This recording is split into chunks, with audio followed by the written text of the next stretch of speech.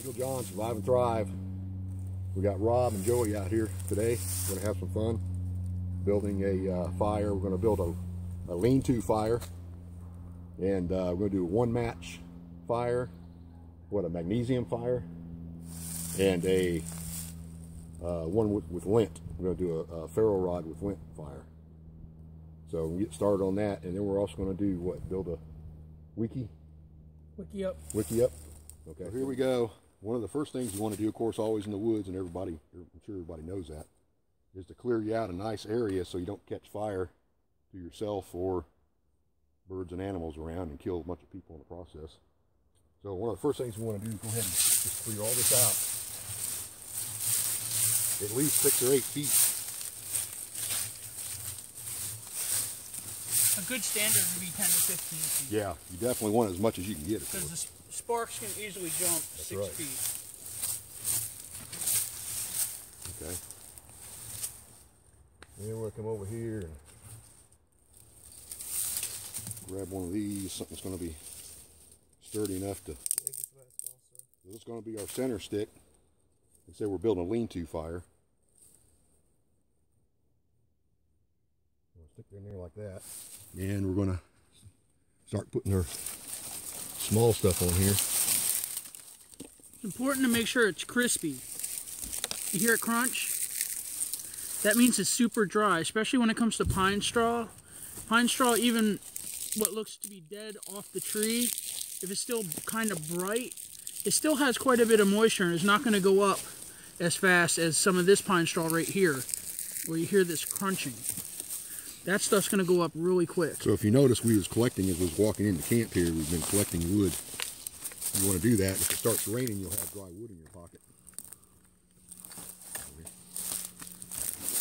It's important to prepare early. Okay, and just like any other fire, we're going to start with pencil size sticks on top of here at an angle. See, we're going ahead. We're separating. And then pencil size. You want everything about the size, about the length of your forearm, of course.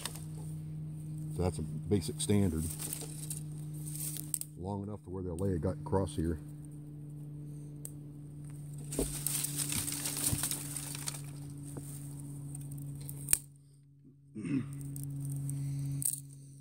Break those in about the length of your forearm. Yeah, and it's got to be long enough to where if you break them too small like that, well, they won't fit on top of your, they won't reach up here.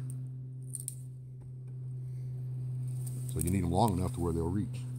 And back at kind of an angle, yeah, because that's sliding back that direction. Perfect. And we'll start with the small stuff, of course, and then about pencil size, and then thumb size on top of that. You kind of crisscross and interlock a little bit, which holds it together. It's very important. You don't want this to collapse too quickly, because if it collapses too quickly, you might lose your fire. In a survival situation, that could be life or death. And the whole purpose of any fire, putting this together like this, is to have all this wood ready to go. Once this lights on fire, you already have your wood collected on top to continue the fire. Instead of having to hurry and find your wood and put on top, it's already there.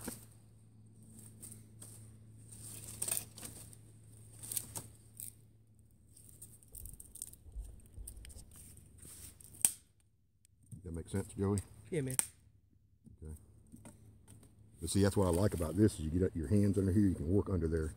Because with the teepee fire, you have a post going straight down, and you can only get into here. Yeah. But with this fire, you have all this area to work in with your hands. So the whole idea with the one match light concept is this.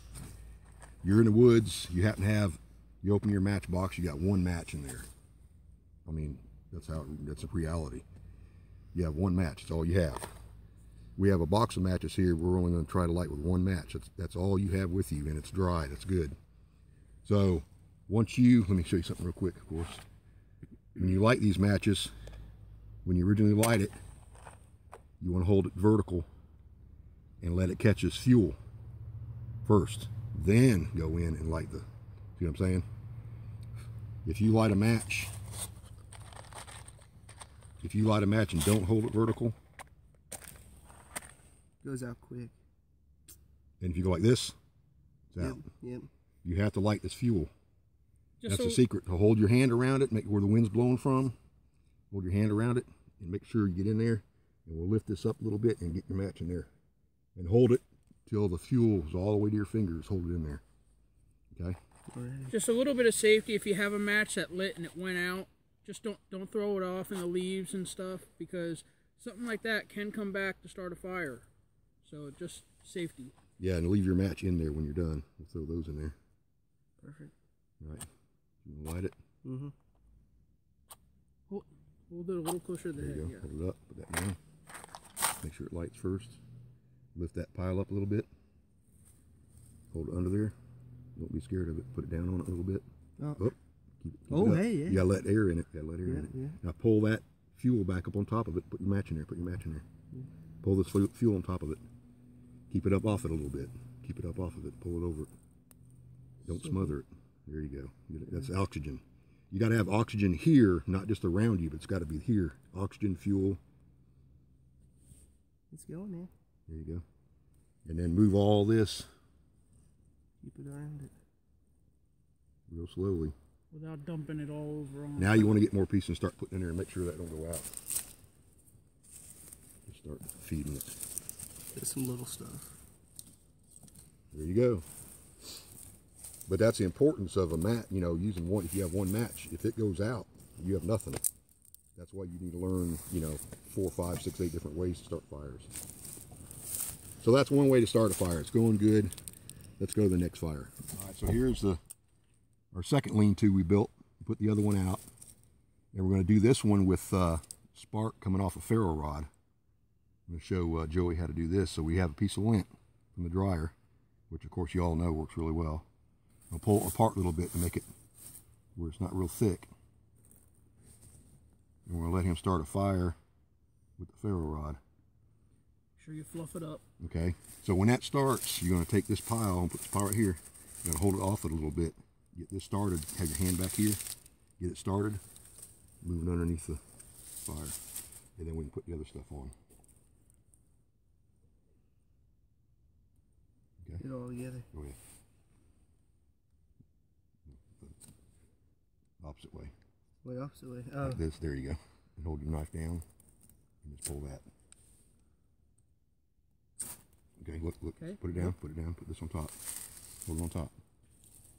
Get it on fire. Hold it way over the fire. Over. Okay, now put it under there. Move it under. Put your hands out of the way. Move it under. There we go. Yeah, that's why you hold it Oh, way wait. back and move it like this. Move it under the. Okay, now start feeding it. Without flash. There we go. Good. And that's how to start a fire with lint. All right, so this time we're going to get Joey to use some magnesium here. Getting a pile. He's got a little pile going. And we'll do a fire start with a lean-to with magnesium to get some of that experience. Dig deep into that. You got to really dig it out. And hold this like this. Like Get on this. that edge. See what I mean? Dig it, dig. Don't hit that leaf. I know it's a pain in the butt, but It is a big thing, but all right, so here we go. We got the magnesium. Don't touch the leaf. We got the magnesium in the pile. And we're going to try to get it started with the... my knuckle keeps hitting No, it. wait a minute. Yeah, move some of that mess. Man, that was like 10 minutes of just... I'm telling you. Okay.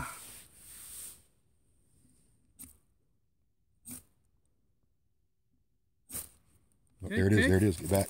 Get it on there. Get it over here. Get it over here. Allow air to flow through. Now go under. Now put it under there. Now add fuel. Add fuel. Start putting this in. Don't smother it, but Don't smother.